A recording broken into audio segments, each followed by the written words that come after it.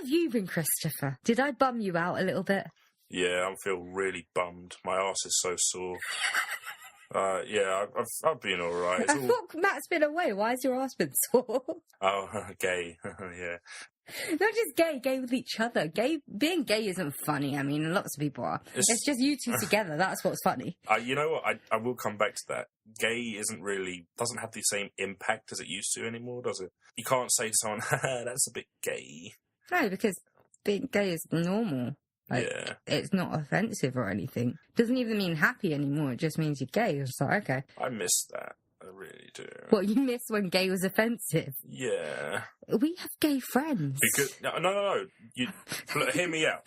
So, back in the day, I would always pretend like, haha, me and my friend, we're so, we're proper close. And people used to actually pretend. Yeah. But now that it's the cool thing to be, everyone's doing it. So all these other straight guys are trying to be gay with their best friend, and they've taken away I don't think niche. they're trying to do that. Oh, they just are then.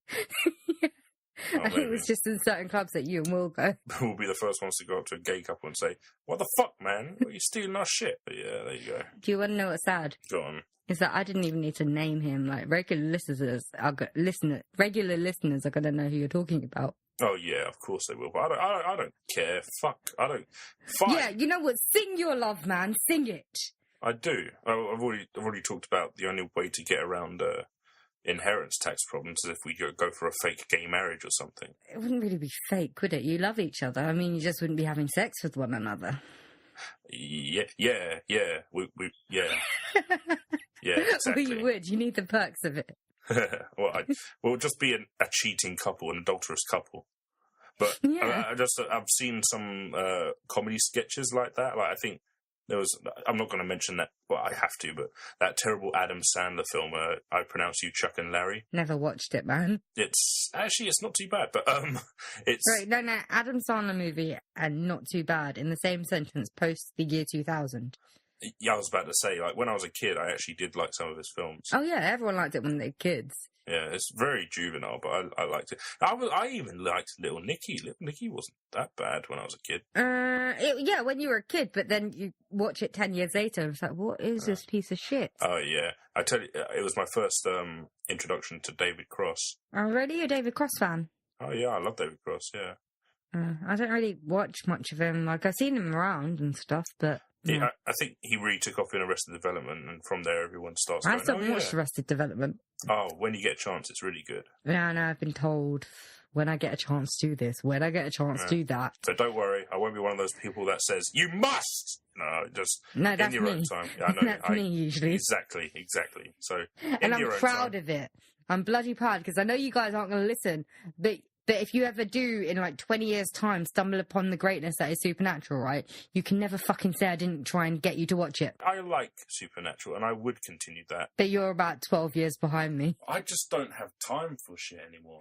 You just pop an episode in, like, every few nights. Yeah. I think it's because I'm more of a gamer.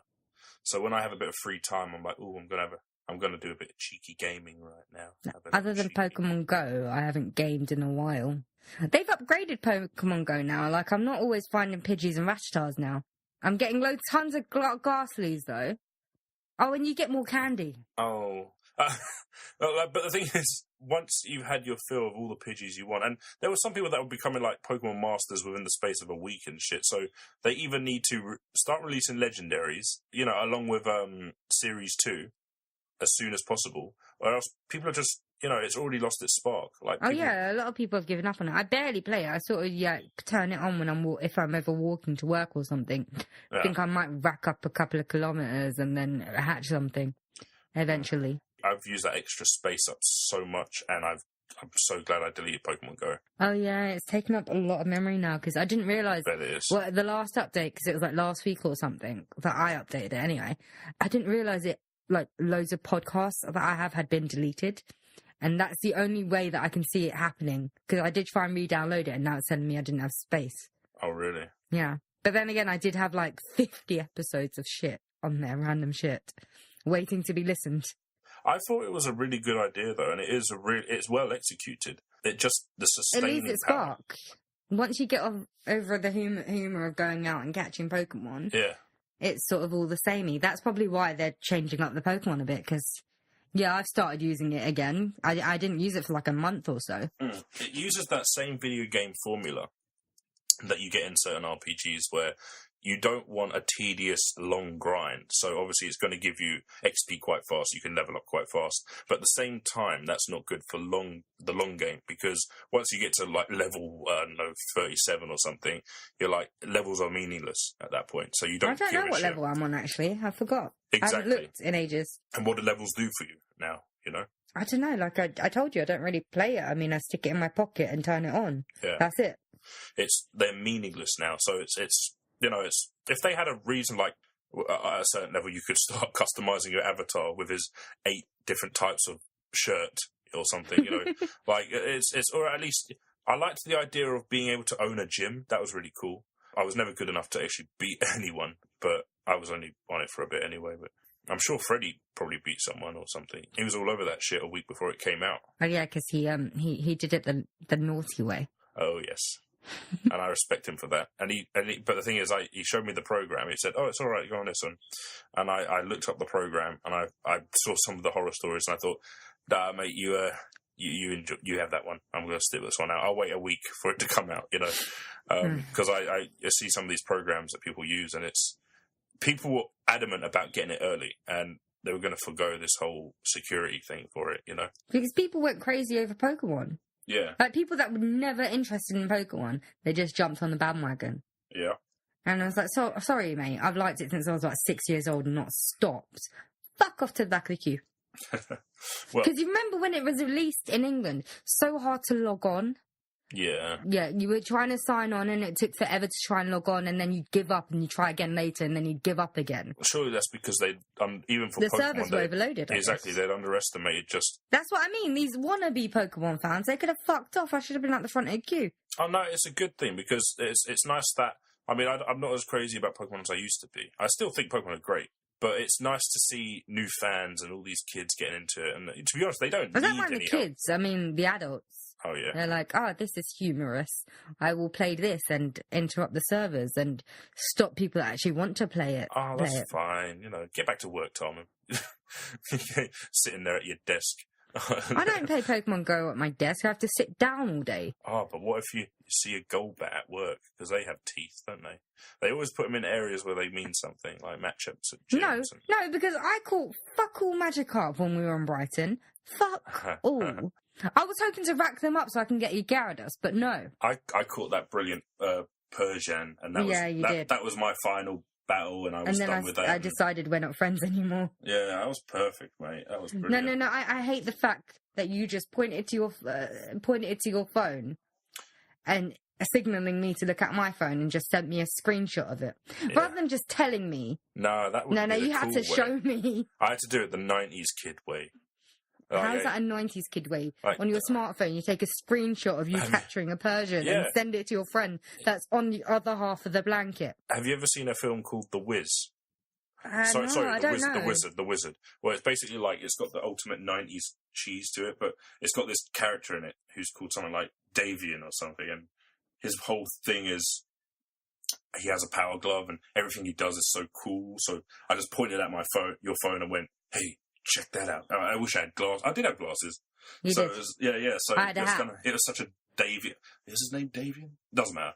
But it was such a 90s kid thing to do, And I was just like, you fucking wanker. And that's how fucking tosspot. Pokemon trainers do it, You fucking tosspot. Yeah, I was happy about that.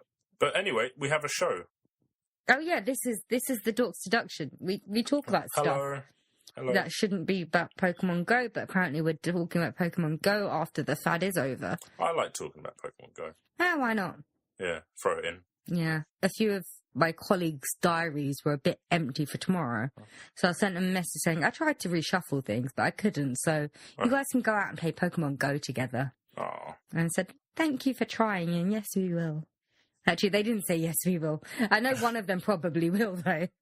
Besides, I think if the world, it feels like the world's going to end soon, so why can't we talk about what we want? Yeah. Like, I want to talk about the death of this woman, but so yeah, let's do it. Yeah, let's drag people's spirits down. Yeah. Let's crush their souls. Yeah. Let's do it! Depress the hell out of all of you. I can't wait. Like, if you'll be bummed as me by the end of this episode, guys. Yeah, it'll be like Matt's visit every one of them now. You guys should have seen it. Tom bummed me silly just before this episode began. I can't bum you. She just I don't have the right materials. Chris, lather up that hole because you're about to get bummed. I don't have the correct materials.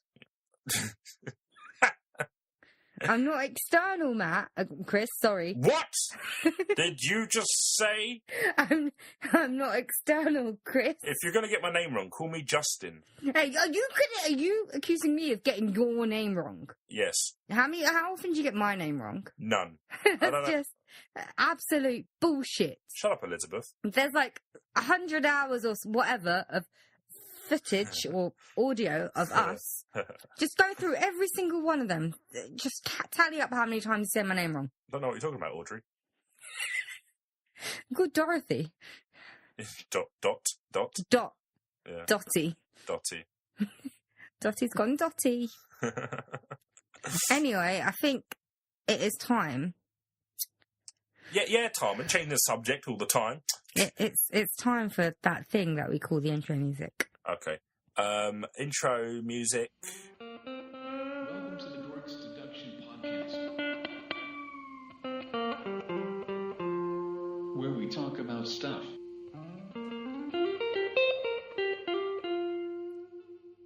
Well done, Christopher. Well done. I do try.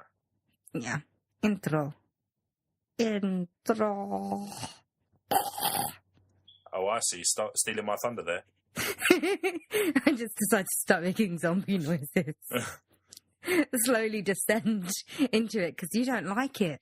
Speaking of which, I did something the other day, and I don't normally You ate a human being? Well, no, I don't do that on Halloween. Come on. But I actually listened to one of our podcasts fresh after it was done. And I was actually quite pleased with the Halloween episode that we did. I don't remember it, man. After I finish editing it, I don't listen to it again. Yeah, I understand that. But I'm just saying, I thought it was quite good. What did we talked about stuff that didn't scare me. Yeah. I think that was the bulk of it. And we talked about politics, I think. You have absolutely nothing to fear. Oh, no. I've realised now. I was tricked into thinking I was scared of dogs when I was a kid because my parents didn't like them. But when I was around dogs, I was absolutely fine with them. You were tricked into being scared of them? Yeah, because my parents didn't like them. But how did they Because they thought they were dirty. Because they would just always say that you're not allowed to go near dogs because they are going to bite you. Oh. But like when I was around dogs, I was fine. My gran used to tell me that when I was naughty, that there was an old man that would come up through the floorboards and give me hit me if I was naughty. Yeah, when my cousin was little, she kept the dummy in her mouth for way too long. Mm-hmm. So we confiscated it and told her the man next door took it. Oh. And that if she tried to get another dummy, he would take it away or take her away. One of them. Oh, he keeps it in the carcass room. The man next door. Yeah, okay, it was worse than the man next door. They said something else, but I will not go into that. Okay. Okay, that's my PC version of the story. That's some fucked up parenting. but I experienced it as well, so don't worry. Oh yeah. Yeah, we were both fucked up, so that's all right. Yeah, that's all right. Talking about fucked up. Yeah. Let's talk about this case. Yeah, good on you. Yeah, we ease into it with fucked up. Okay, so this week, Chris, do you know what we're talking about this week? Yes. What are we talking about? We're talking about a murder. Yeah, of who? It's a story of phone... Well, first let me do this. It's a story of phone ringings, hippies, and kidnapping. Yes, it is. You got the gist. But to be fair, I did text you that last week when we were supposed to be doing this. It's Dorothy Jane Scott. Yes, it is Dorothy Jane Scott. Is that the extent of your knowledge? No, I actually did look up this woman. Quite interesting, isn't it? Yeah, it is. I found a clip of... I don't know if it's the real deal, but I did find a clip of a phone call.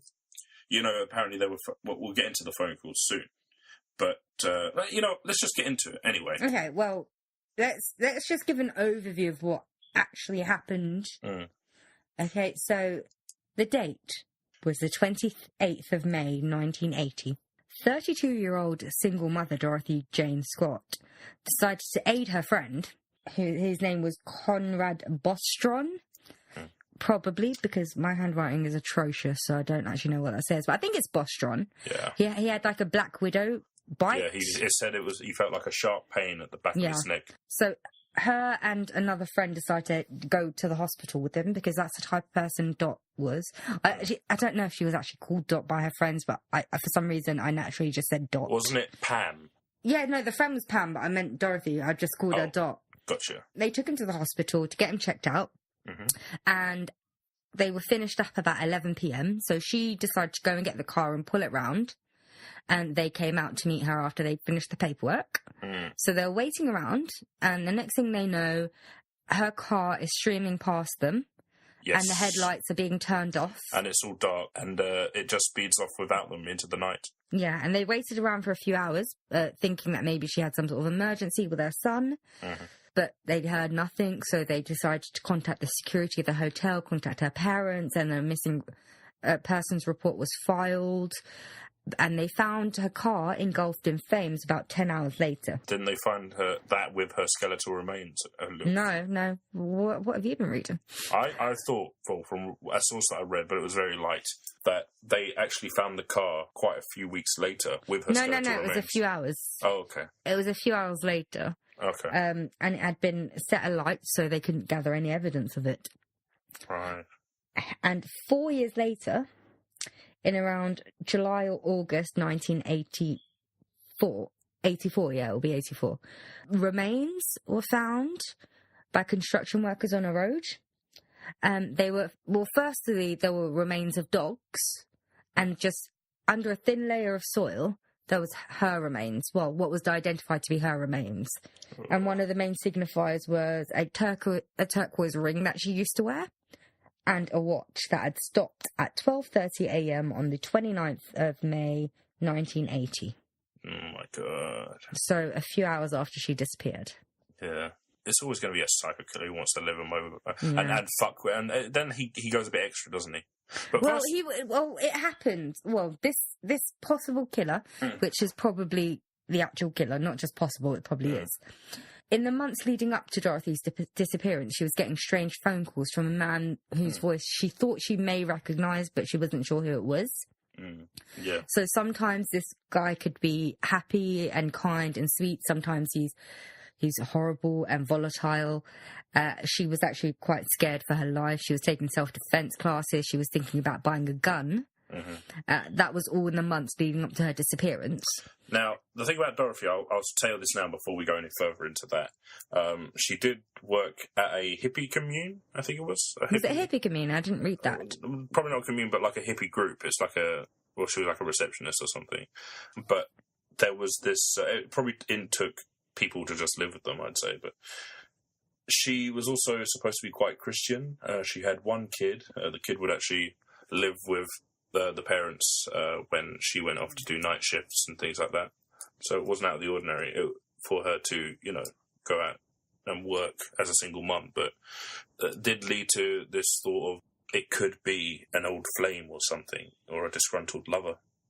Yeah, I was sort of thinking the kid's father, because the kid is called Sean, but I've never seen anything about his father. Yeah. I've tried, I've looked. I don't know whether she was divorced or it was like an unplanned pregnancy and he ran off or what. Well, that's what I'm getting at with this, is that could she have had a secret life that her parents didn't know about? The thing is with that, right, I have thought about it. If it was a former lover, surely at some point when you're courting or dating or whatever the young kids call it nowadays, back in the 1980s, obviously not now, you actually speak on the phone. Yeah. So you know what they sound like on the phone. If she was getting all these phone calls from the same person who was her former lover, she would know who it was. She could easily file a police report. Unless he was hiding his voice or something. I don't know. You never know. But yeah, surely, but she recognised his voice. She just didn't know who he was. And surely she would even suspect as well. Okay. Well, that's not even the most fucked up thing about this killer. After her disappearance, almost every Wednesday for the next few years, her parents, Jacob and Vera, were receiving phone calls from this mystery man. And they would range from, is Dorothy home, or I've killed Dorothy, or Dorothy was with me, and things like that. So, yeah, this guy was fucked up. And after her remains were found, he called 2 more times and asked, is Dorothy home yet? Yeah, that's very sick. Yeah. That's not the only phone call he made, though.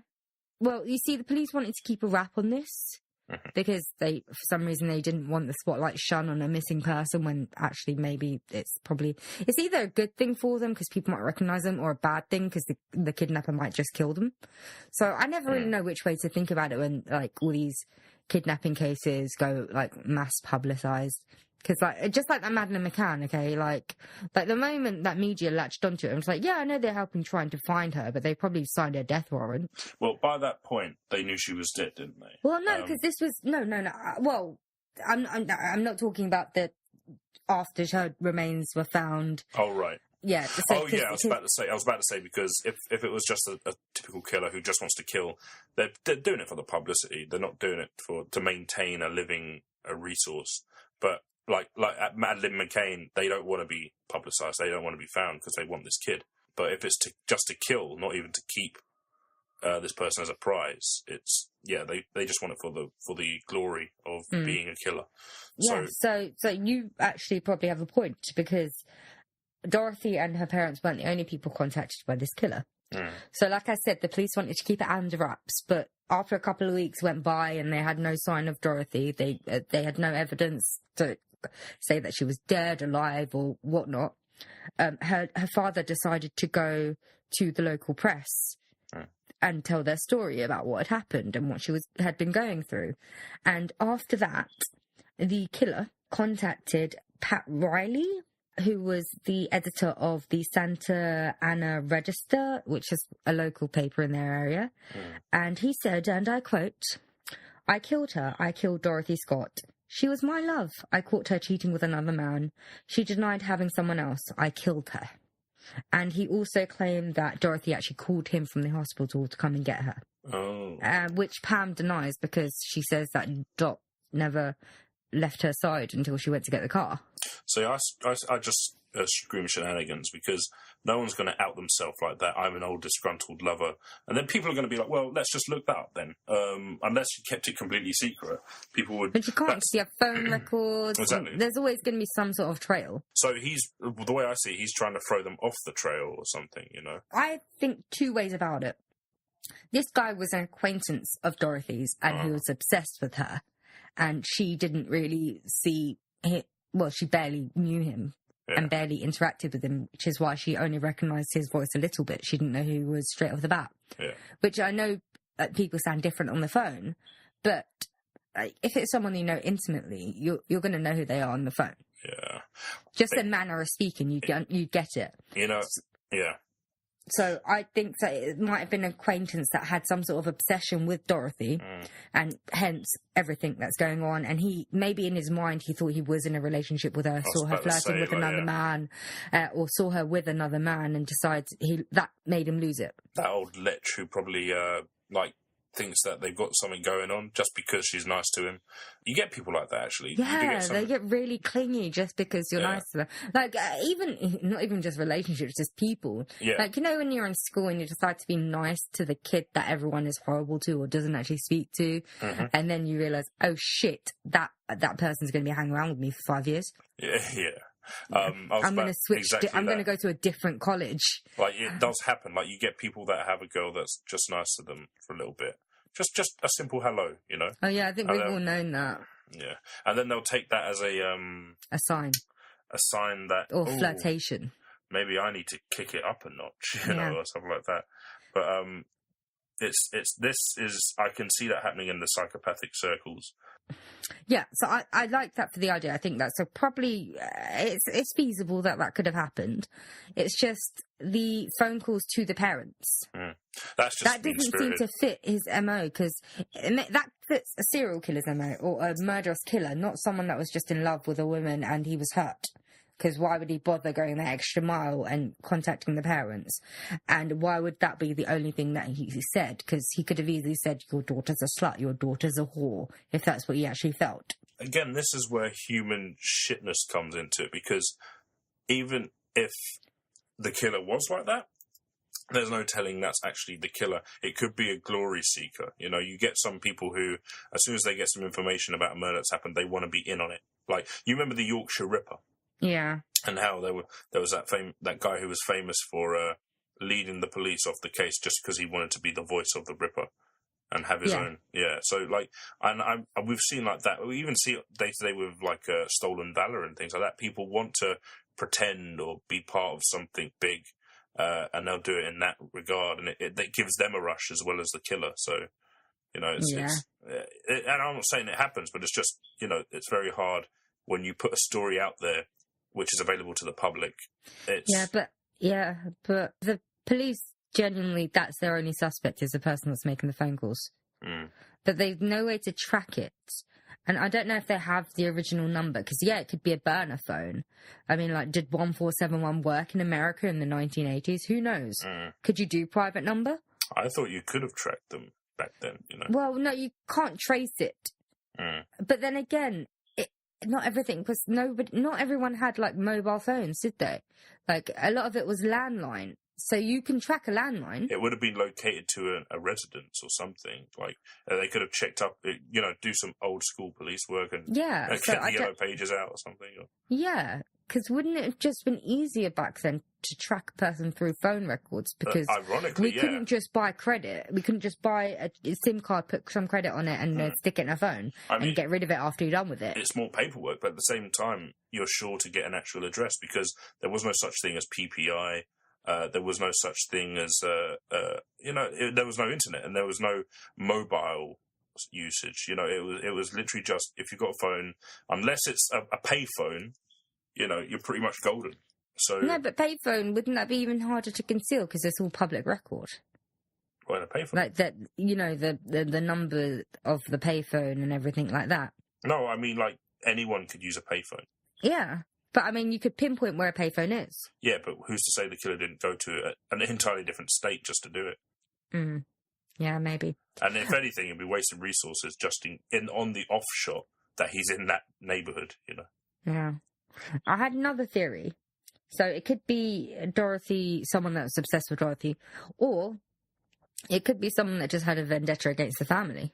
Be that. Just be that. As a whole, mainly her parents or whatever, or the father of her son, or someone connected to her, which is why they drew out the torture of her family. There have been records of fucked up stories where there have been, it has been family members and just random anonymous members of the public that have had vendettas against people for years, harassing them over phones. There was one, actually, a very famous case. I can't remember the guy's name, but I'll mention him again on the next podcast. It was this Mexican man who had the same prank call him with death threats and everything every day for 20 years. Bloody hell. Like, some people need to get a life. Well, that's the thing. That's when you realise that you're not dealing with someone who's just in it for the rush, that there's actually something wrong with the person who's doing it, like mentally wrong, because it's like an obsession at that point. It's like a chore, and they have to do it. Yeah. But at the same time, it also means you do get the potential for human shitness to come out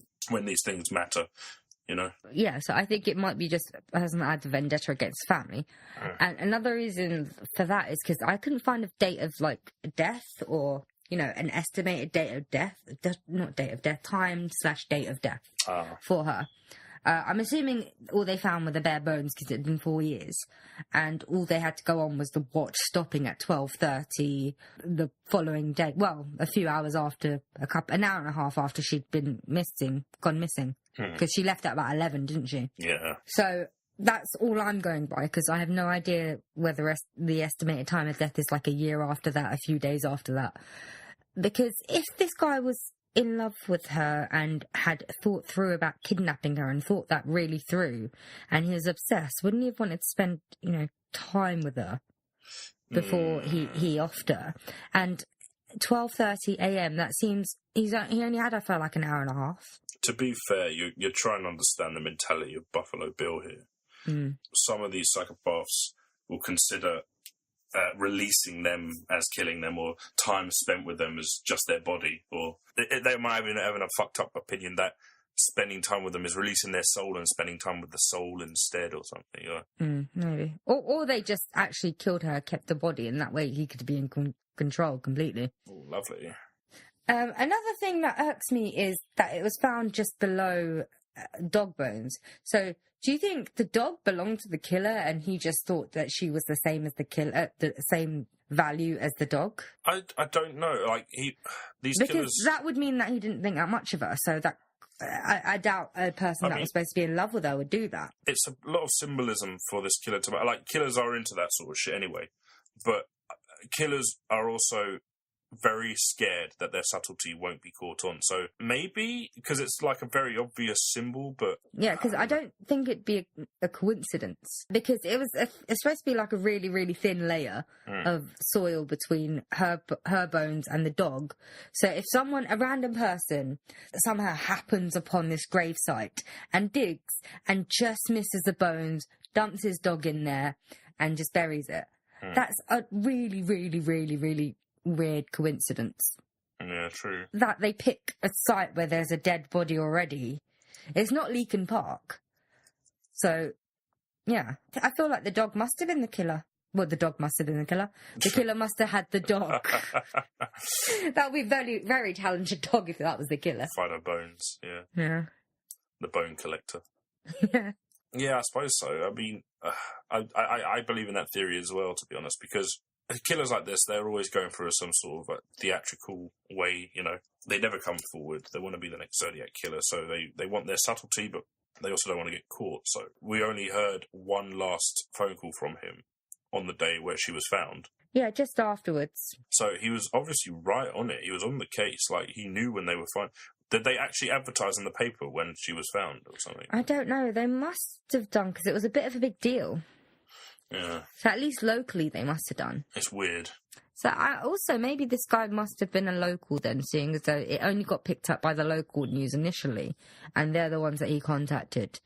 So I doubt he would have been driving from another state, because he wouldn't get the news there. I mean, they don't have the internet. You can't just log on to the Santa Ana Register, onto the website. Maybe that's what the dad was thinking. Possibly. Yeah, like if I can pin track how quickly he gets this news, I can find him myself. But it's sad, really, because he sounds like he was frustrated with the police. And, it wouldn't be. Like, if that was your daughter.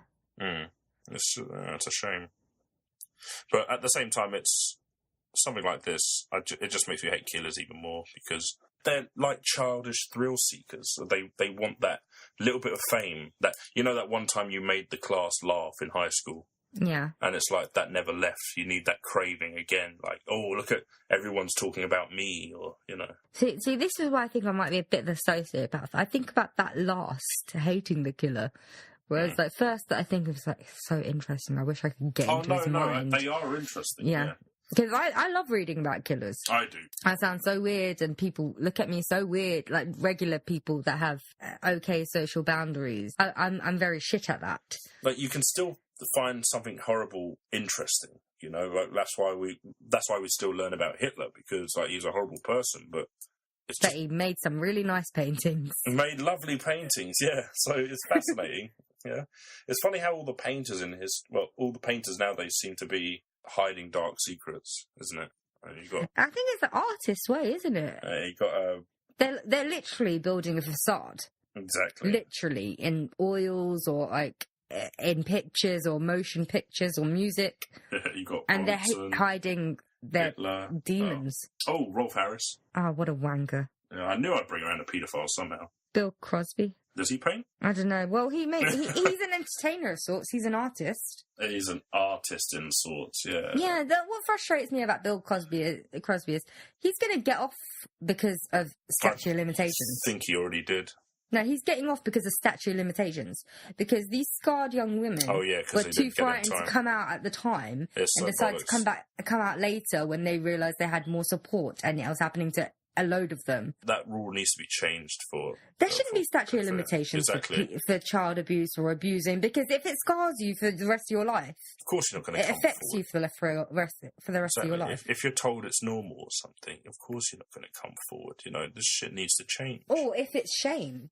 Like, that's the thing. A lot of paedophiles, people think they're gay, but no, they target boys because there's more shame for boys to have been abused by another man. Yeah, it's horrible. I was also watching Spotlight recently, so that's also, another thing that has irked me somewhat. Spotlight. You know the film that was out recently? Well, not recently. It was the Oscar movie. The one Best with Picture. Michael Shannon?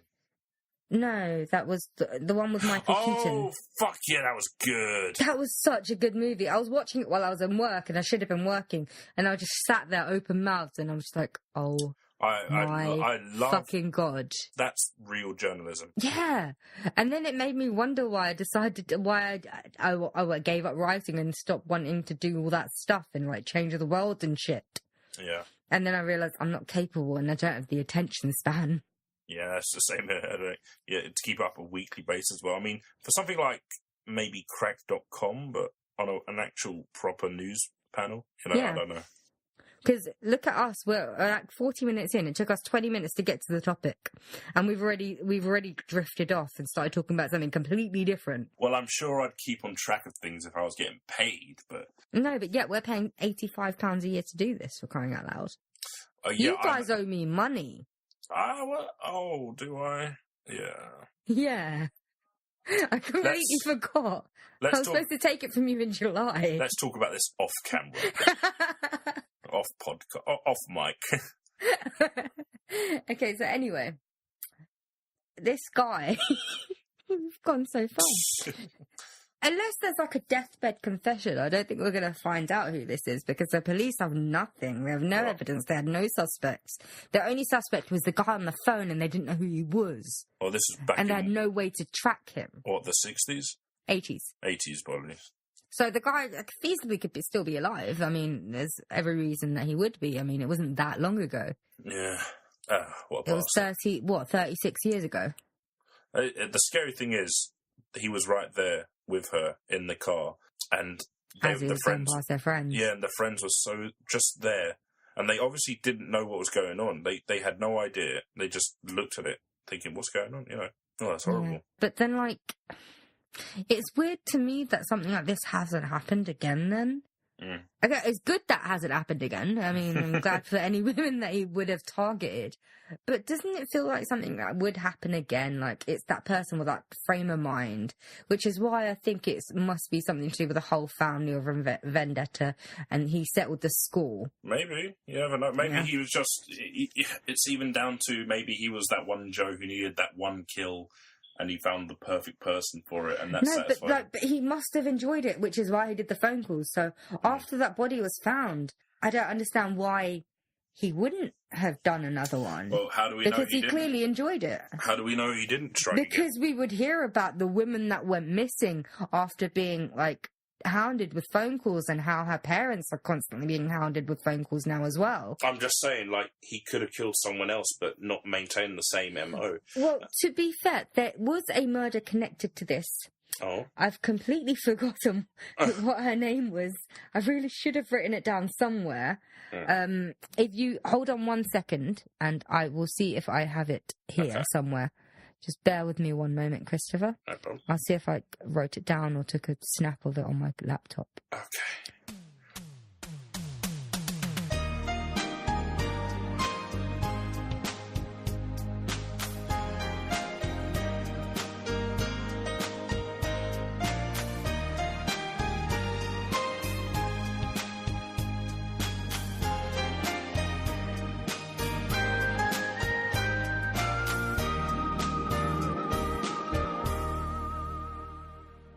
So, did you find that woman? Did I find that woman? I mean, we took a musical interlude. Maybe that's how I can sort out the editing. Let's have some sort of musical interlude. Oh, yes, I would love that. What music do you want? You know what? You came up with the idea, so if you want, you can have the first one. Well, I don't... Could we make this a thing? Well, we have a musical interlude when we're Googling something. Oh, that would be so good. But then again, it's more editing, so obviously, I don't mind that bit, because that bit's actually quite fun. I just hate cutting out all the ums and ahs and the clicking and the lip smacking and everything you and Matt do.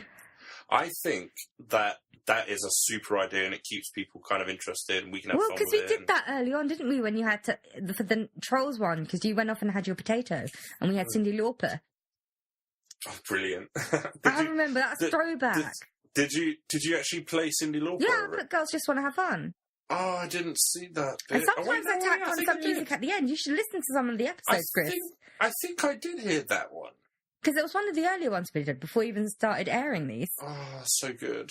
Yeah. No, because sometimes I put music at the end as well, if you guys have been talking about. Like, you know, the Womble song, the Wombat, I don't know. Oh, yeah. No, I didn't see that, but I remember you talking about it. Yeah, I sometimes I tack them on the end. So what music should our musical interlude be? We're currently talking about what the listeners have already listened to. Oh, what? Because we're coming back after the music, but we're currently deciding what the music's going to be.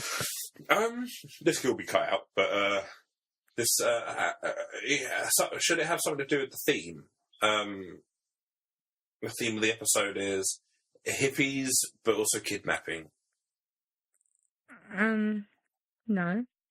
Okay. Should we just have elevator music in there? Yeah, all right. Okay. Really cheesy shit as well. Yeah. Or like, I was going to say the music that you have when you're on hold, but it's always some shit actual music now, song. Like, from like Justin Bieber or One Direction or something. If you want to annoy people, play the Home Office music that you get on the phone when you're on the what's it called? The National Insurance line. Listen, I'm not a fucking monster. Thank you. It's horrible. I know sometimes I may seem it, but I'm not. I don't hate people that much. You don't go all the way to 11. No. You're fine at 10.9, aren't you? Yeah. You fucking hypocrite. I'll be Hitler. I won't be Stalin. All right. Oh, did they ever have any theme music for the opening of that Hitler sitcom? Hail, Honey, I'm Home. Yeah. You remember that?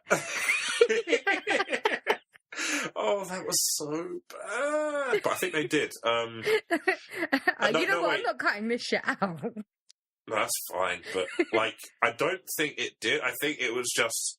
It would have, like, one of those kind of... You know, the... Okay, I can't use that. But not like that. It was like its own version of that. And he'd just start by going, "Hail, honey, I'm home." I'm like, fucking hell. I feel like what we should do is put, like, the EastEnders theme music in that, like the regular one. Because of Dot. No, yeah. Yeah, and I was at just the end, thinking we'll that do earlier. the sad one when someone dies. Oh, my. That's such a fucking deep English joke. I want you to do it.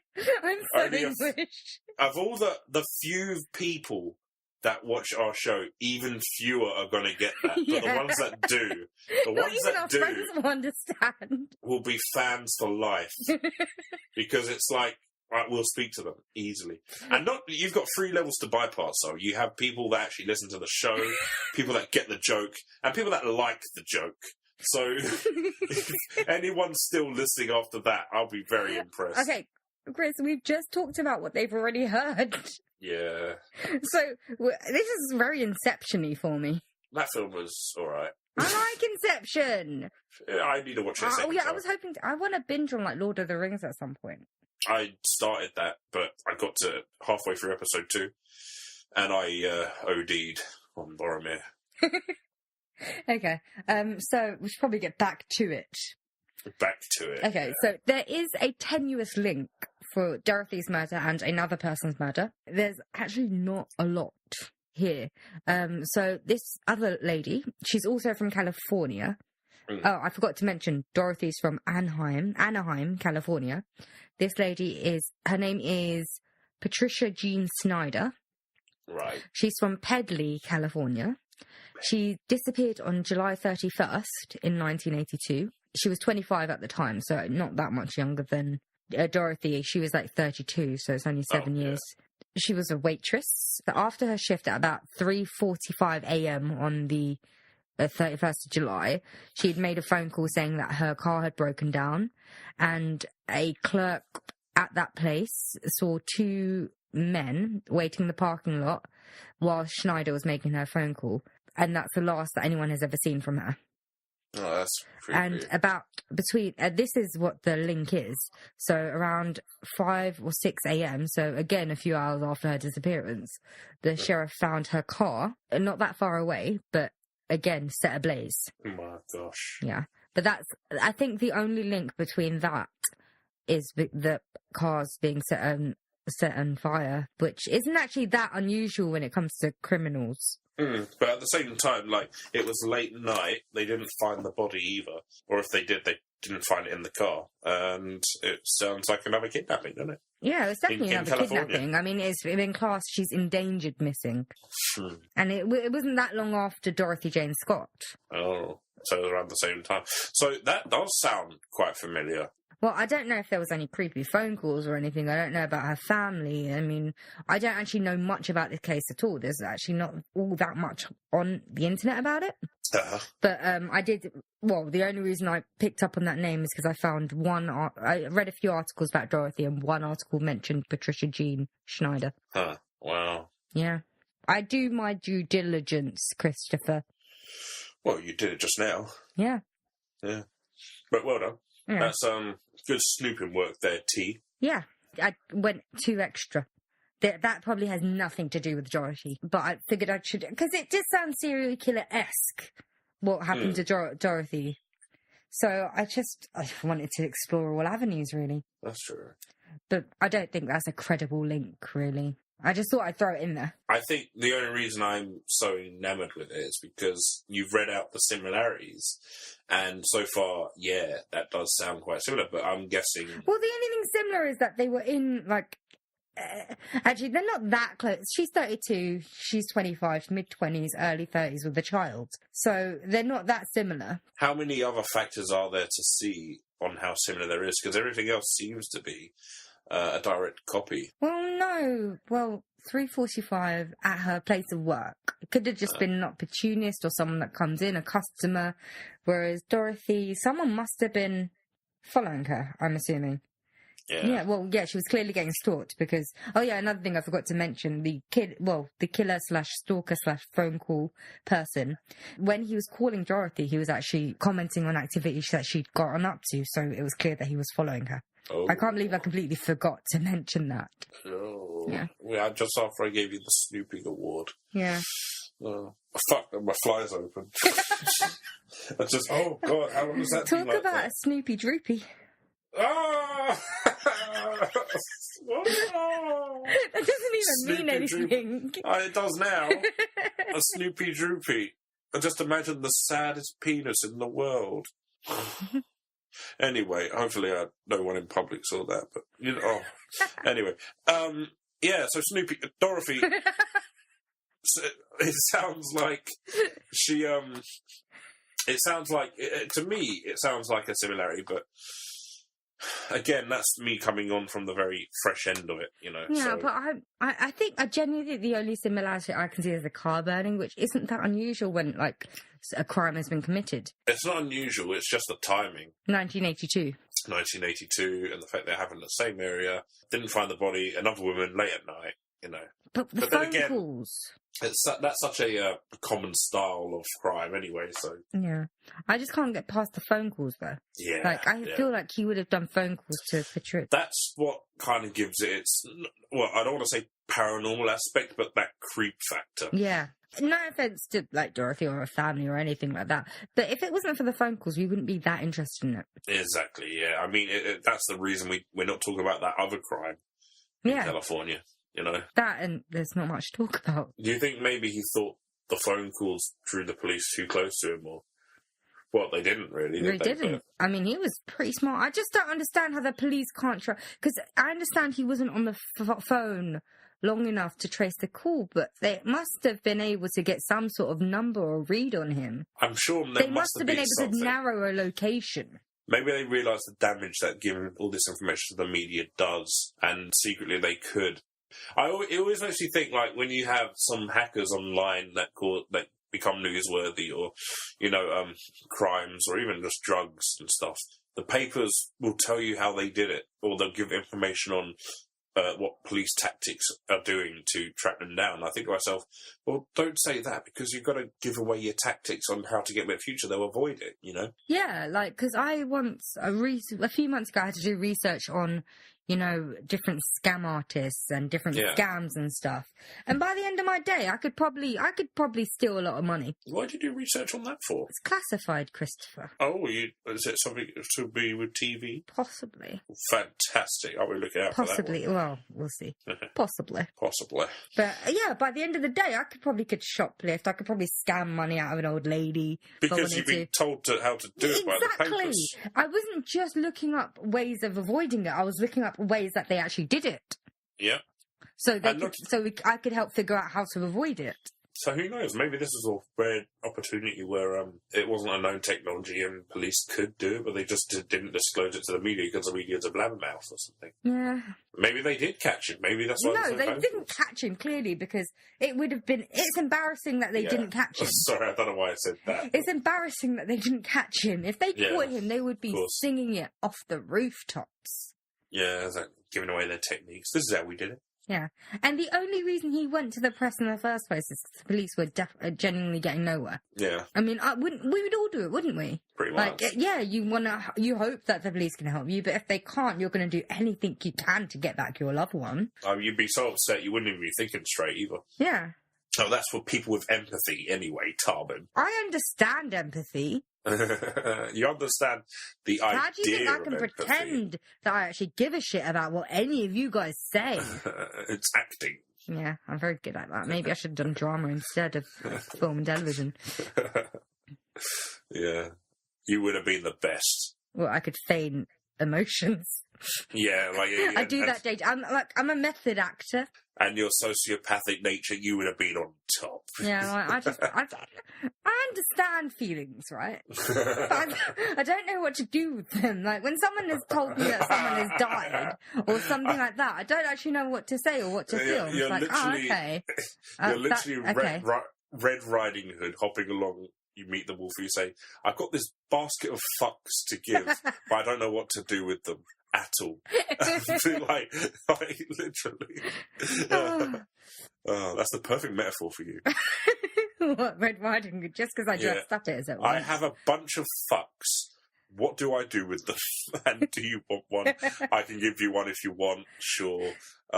Because that's what normal people do. They show generosity, do they not, Christopher? In the shape of Facebook thumbs ups. People will help people and they encourage people to do things, even when they're not very good at them. Yeah. Or even when it's a very bad idea. That's what I don't understand. Why do people encourage other people to do things when it's a very bad idea? And not so much about that. It's about being truthful. And just by being truthful, you might not see it as being empathetic, but in a way it is being logical to some people. But at the same time, it's also not bullshitting the person that they care about. So it's... If anything, you'd be more nicer than the person who's just a yes man or a yes woman. The more people push me to be emotional around them, the more I dislike them. What, you mean people that try to make you convey an emotion? Yeah. And yet you convey one all the time. Of anger and sarcasm. Yes. So, I think, if anything, you should be a self-hater. Oh, fuck, man. If Matt shows up, like, dead, people are going to think it's me, aren't they? Probably. Yeah. He's got to make an appearance. I'll be top of the list. Because even I'm starting to get a bit suspicious. Because he's not been around. Where is he now? Oh, I don't know. I thought you left him in a ditch or something. Okay, the thing is, right, I can't actually be... Not dead, of course. The thing is, I sometimes I might sound a bit creepy, right? But I can't actually be a killer because I'm too fucking lazy. Everybody is safe. I swear we said that once before. Like, it's such a great response as well. Like, I can't kill anyone because I'll admit it, mate. I'm too fucking lazy to be a killer. I just cannot be bothered with that shit. I aim to be a killer, but I can't because they have much more will than I do. Yeah, you have to think about everything, right? Yeah. I mean, the easy way to do it is kill them through poison, but then you have to get rid of the body or try and use a poison that doesn't look like a poison when they do a tox screening. Or the other thing is that you can actually physically kill them, but then I'm very weak. And I'd have to overpower someone. And then again, have to get rid of the body. Yeah. Either way, you're going to have to cover it, not just kill the person, but cover it up. It seems like a lot. It's a big job. I can't be bothered with it. You struggle just, like, I'll just kidnap him because I can't bother to kill him. But then you got those goody two-shoe killers that poison, they chop them up, they'll burn a car. The car probably didn't even belong to the victim. They just burned a car. Yeah. Why not? It's overperforming, and we're there, sat with this person, trying to choke them, but they're just not dying. And it's like, I'm getting tired now, but you know what I look like. So I'm the type of person do you do? that will go home, right? And all I have to do is, I don't have to do anything. I can turn the TV on, right? And all I have to do is get changed in my pajamas. But sometimes I will sit there. I've sat there literally for like half an hour because I can't be bothered to do anything. Yeah. Like, that's in my own home. Yeah. Like, not even half get undressed. And I told you, I can't be bothered to watch my TV anymore because the remote doesn't work. Well, that's the thing. Like, because when you're working a lot, once you give it time. Not even when I'm working. Sometimes on my days off, I just can't be bothered. Well, no, that's what I'm getting at. Like, you work all the time. That when you do get your days off, that time is so sacred that anything you do, you want to make sure it's the best of your time. And which for me is doing nothing. I can't watch normal TV because that's a waste of fucking time. It really is. Like, I can't put on a TV unless it's David Attenborough, and I can only even watch David Attenborough at 2 in the morning because what else are you going to watch? But you know, if it's not good, if it's the fucking one show, it better have Jeremy Irons on it. Who watches the one show? Well, sometimes it's background noise, but if it does have Jerry Irons on it, or like Charles Dance or someone then good, you I don't YouTube give it a shit. later. You don't need to watch the whole fucking thing. I'm not going to type that into YouTube. No. Okay, no, neither would I. I'm a hypocrite, though, because I watch bollocks on YouTube, but it's what entertains me, so... I don't really watch YouTube. Like, sometimes I go on there to listen to some music. Yeah. But even that, I don't really do that often because I don't really listen to much music. Oh, yeah, well, even music as well. Like, I don't listen to modern artists. I don't listen to modern songs anymore. Me either. I barely ever download music or listen to new music. I barely know about the state of the music industry. There are artists that I keep hearing about that I've never heard a single one of their songs, and I'm sort of glad. Like The Weeknd, when I finally saw what he looked like. I don't know who he is.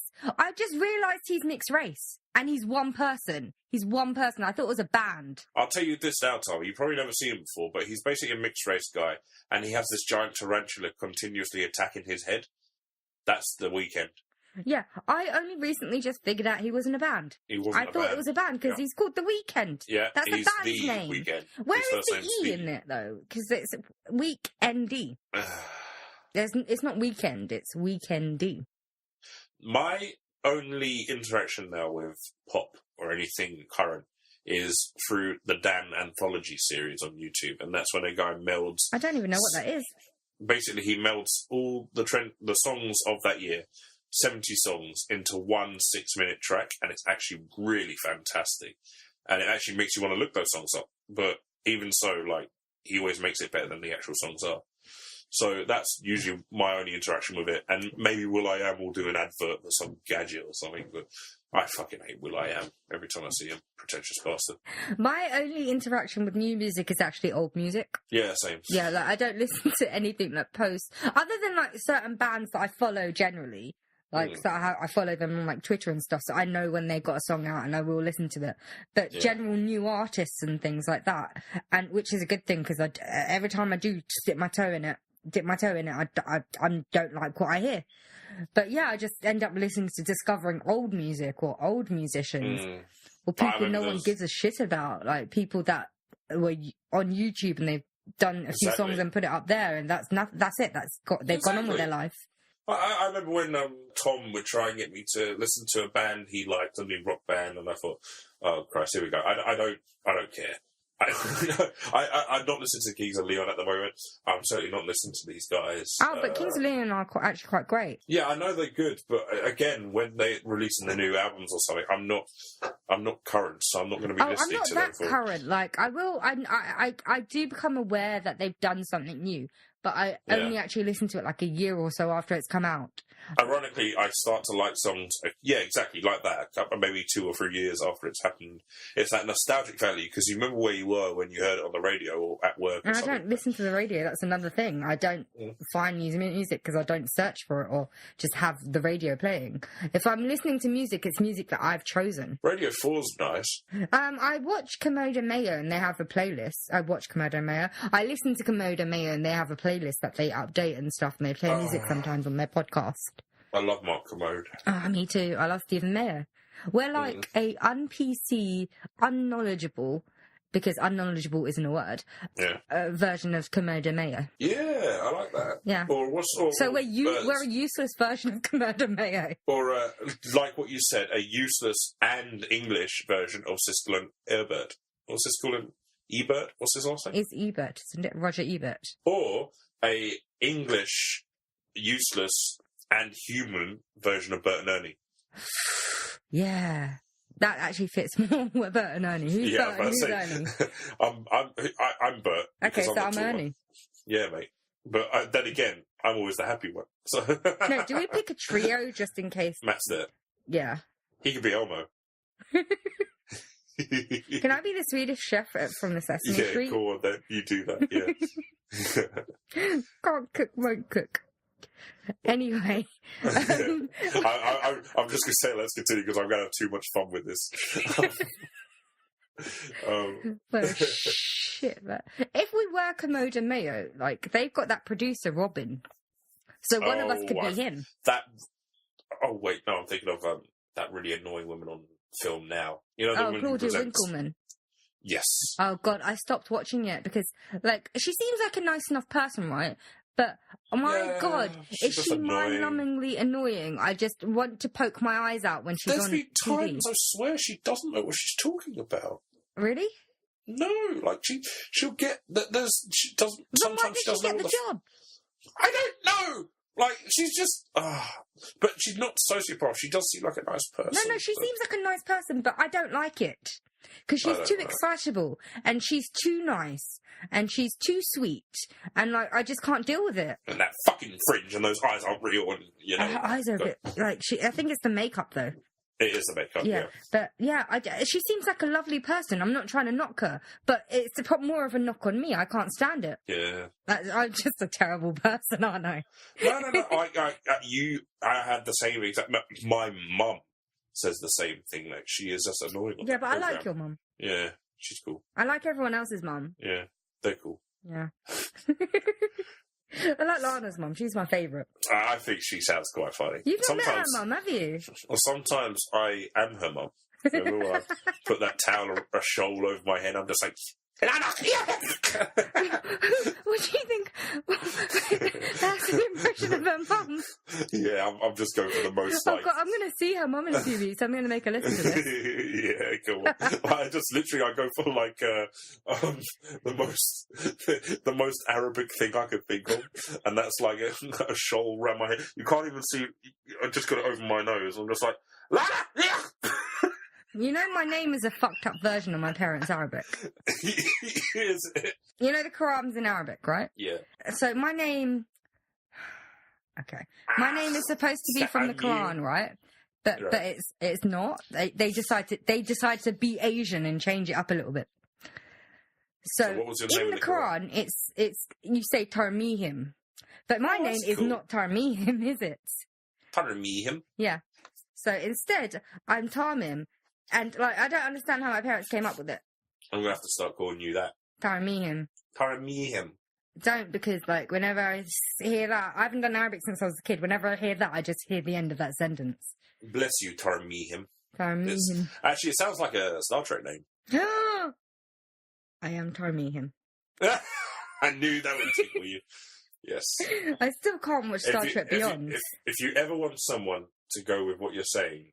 You hit their button. So say something like, "You've got the pink lolly." No, I don't want the pink lolly. Yeah, but think about it. You're Mr. Pink from Reservoir Dogs, or like Steve Buscemi, or you just hit their button straight away. So, Tarmihim. Yeah, but it makes it sound like an alien from Star Trek. Not necessarily. You could be one of the. I want to be on the Enterprise, Chris. You could be one of the ones that Captain Kirk bones, and those aliens. I prefer Spock. You like Spock? Yeah, I like Spock. You like young Spock, not original Spock. I like both. Leonard Nimoy. I like both. Like, I cried when he died. Sing about the So hobbits. basically, I have more emotion for people I don't know or fictional beings than people that are actually in my life. Yeah, that's healthy. Yeah. That's I think actually... that's why I live in my television. It's like, I can empathise with these people because after this hour, I don't have to deal with them again for a week. But then that's not actually always true. Like, when I watched that first episode of The Walking Dead, oh my God, I wanted to kill someone. But anyway, Did we ever end the Dorothy Jane Scott story? Or did we just move on? She died, and then we went and saw Spock. And, yeah, it was a natural progression. I don't think Spock did it, though. No. If anything, what I've taken away from this is that Lana's mother, I don't think she was in Star Trek, but the fact that she was on the phone with the killer is quite a revelation. And when did she go to California? I mean, wait a minute, so that was 36 years ago. And why does she keep playing 3-year-old music? That was 36 years ago. 36 years ago? Yeah. Oh, Mom's old. Yeah. Oh my God, you're gonna piss off people, man. I mean, I know Arabs aren't actually ever sensitive. No. It's just my character. Like, it's just the caricature I have for Lana. How did you say your name as well? Him. No, I'm not doing that again. I'm not playing this game anymore, Chris. No, it's not a game. Can it stop? It's not a game. Yeah, cool. Go ahead. Oh my Christoph. God, you people with like normal, boring names. Like, how does it feel to be one in a billion Chris's? It feels blendy. There's a billion other, well, probably not a billion, but there's a lot of other Chris's, man. Oh yeah, of course there are. There's tons. I mean, but it means that I'm not going to be found on Facebook. But then again, I will be found on Facebook more so than you because I'm not on Facebook. That's easy. Of course, you're going to be found more often than me. I didn't tell you what happened to my friend Will, but I feel like I've heard every story there is to know about Will. This one's quite funny because someone in the world called Will Hicks looked up all the other Will Hicks on Facebook and just had a big, massive message. Oh, no, I've heard this story. Oh, yeah, okay. That's right. Hi, lads. How's it going? I looked up every other Tarmim on Facebook and it didn't take that long. How many were there? None. Oh, there is a person. Her first name is Tar, Thar, and her second name is Meme. Meme, M-I-M. Well, that's a breakup of your name. There's another one that's similar-ish to my name. I can't remember what it was like, but she seemed like a fucking idiot. But then she also seemed Asian, so I'm worried that I might be related to her. Well, the Arabic spelling of your name, is that spelled differently? Well, Arabic is another language. I mean, it doesn't have letters and shit. Not English letters. My name is written in English, is it not? Okay. Because when you said your parents put their own little stint on it. Yeah, no, because it's my name's Tarmim. If you were to write out Tarmihim in English, how different would that be to Tarmim? Please tell me. Tarmihim. It could be 2 I's, it could be an E. There's a H randomly floating. Not that there isn't a H randomly floating in my name, because there is. It's just silent. Yeah. Actually, it's silent for me. It's not for other people. Like, my parents, they pronounce my name differently to me. Oh, yeah? And because they pronounce it differently, like, my whole family does. So, everybody says my name differently. Like, everybody that I've ever met says it differently. Like, I don't even know what my name is at this point. Well, it's not what you want it to be now, because you're an adult. Tarmim. Because I think it's purely because they have the accent, though. If they didn't have the accent, then I'd just be Tarmim. But then because of them, like, my whole family just say that. My American family, they emphasize the R as well. Yeah. They're like, Tarmim. That's in their American accent. I'm just going to call you Mimsy. Mimsy. I'm mimsical. Mimsy. Yeah, Jodes just calls me Mim. Oh, so I have heard that before. Yeah, I'll call you Mimsy. They used to call me Mimpster occasionally. Oh, or just M-I-M-P-S, like Mimps. Hey, Mimps. I'm a pimps. Mimps. Oh, God, we should wrap this up, really. Okay, finally, your last nickname is a pimp named Slickback. I think we should just nickname ourselves Dot. Dot and a pimp named Slickback, and that's the end of the show, guys. Yeah, so bring on the EastEnders theme music for when someone dies, because Dorothy Jane Scott died. Probably brutally. I don't know. I didn't see the autopsy report, which is saddening because I did try and look. I don't know if there were any broken bones. I don't know if it had been interfered with. Don't know when she died. It's unfortunate, really. Did I just bum you out? This is another off-the-book case we can close without solving. But for the after credits song, I'm just going to do a quick Phil Mitchell impression. We've actually got our instruments here, so we're going to just do it live, aren't we, Chris? Exactly, yeah. Just get the bagpipes and bring it over. So in about a few seconds when, like, we fade out a bit, I mean, we're going to fade into us playing music live through your headpieces. Okay, so before that, I'll just say good day. And good night. And Godspeed. And live long and prosper. Yes. Because I'm from the Star Trek Enterprise. And I'm from London. It's all Kakana Pat. Oh, actually, do you want my best Ian Beale impression? Okay. He goes, I've got nothing left. Oh, God, I remember that. I remember that. All right, bye. Bye-bye.